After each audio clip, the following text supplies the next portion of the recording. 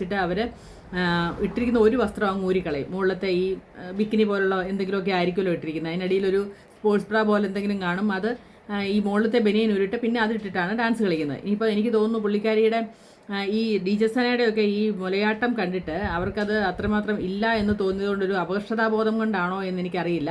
എന്തായാലും കൊള്ളാം.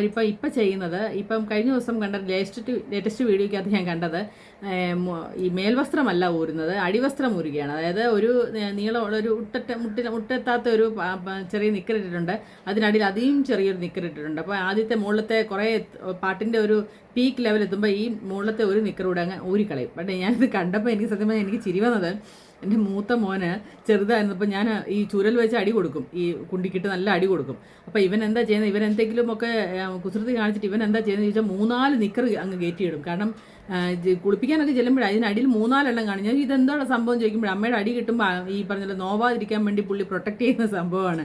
ഈ 5-6 ചിലപ്പം 3-4-5 നിക്കർ കാണും ഇതിൻ്റെ മുകളിൽ ഓരോന്നോരോന്ന് പുള്ളി അടി കിട്ടുമ്പം വേദനിക്കാതിരിക്കാൻ വേണ്ടിയിട്ട് ഇടുന്നത്. എനിക്ക് സത്യം പറഞ്ഞാൽ അത് കണ്ടപ്പോൾ സത്യം പറഞ്ഞാൽ ചിരി വന്നു. എനിക്ക് അതാണ് പെട്ടെന്ന് ഓർമ്മ വന്നത്, ഇങ്ങനെ ഓർമ്മയാണ്. അപ്പം ഇങ്ങനെയുള്ള രീതിയിലേക്കാണ് കുട്ടികളുടെ പോക്ക്. അപ്പം നമുക്കത് അവരെ പറഞ്ഞു മനസ്സിലാക്കാനോ അല്ലെങ്കിൽ അവരെ തിരുത്താനോ ഒന്നും നമുക്ക് പറ്റാത്ത ഒരു കാലഘട്ടത്തിലാണ് നമ്മൾ ജീവിക്കുന്നത് എന്ന് ഞാൻ പറയുകയായിരുന്നു. ഇതൊക്കെ കാണാൻ പോകുമ്പോൾ കുട്ടികളുടെ മാനസികാവസ്ഥ എന്താണെന്ന്, ഇപ്പോഴത്തെ കുട്ടികളുടെ മാനസികാവസ്ഥ എന്താണെന്നൊന്നും നമ്മളെ ഈ തള്ളവൈബും തന്തവൈബിലും ഇരിക്കുന്നത് നമുക്കൊന്നും മനസ്സിലാവില്ല. കാരണം നമ്മളതുപോലൊക്കെ ഭയപ്പെട്ട് ഈ സിൽക്ക് സ്മിതയുടെ ഒക്കെ ഒരു പാട്ടോ അല്ലെങ്കിൽ ഇത് പറഞ്ഞ പോലെ അരവിന്ദ് സ്വാമി ആണെങ്കിൽ പോലും അത് അത്രയും ആരാധിച്ചിരുന്ന ഒരു മനുഷ്യൻ്റെ ആണെങ്കിൽ പോലും ആ പാട്ടൊക്കെ നമ്മൾ കാണുമ്പം കണ്ണടച്ചിരിക്കുകയോ അല്ലെങ്കിൽ പേരൻസ് വരുമ്പോൾ എഴുന്നേറ്റ് പോവുകയോ ഒക്കെ ചെയ്തൊരു കാലഘട്ടത്തിൽ ജീവിച്ച് നമുക്ക് ഇതൊക്കെ കാണുമ്പം അത്ഭുതം കൂടാനേ പറ്റുള്ളൂ. കാരണം പക്ഷേ ശരിക്കും പറഞ്ഞാൽ നമ്മൾ ഈ പറഞ്ഞ ഈ കാലഘട്ടത്തിലൊക്കെ ജനിച്ചവർ ഭയങ്കര ഭാഗ്യമുള്ളവരാണ്. കാരണം നമുക്ക് അതെല്ലാം അനുഭവിക്കാൻ, ഇതെല്ലാം ഈ കാലഘട്ടത്തിൽ കൂടെ എല്ലാം കടന്നു പോകാൻ പറ്റിയ കുറേ ആൾക്കാരാണ് നമ്മൾ ഈ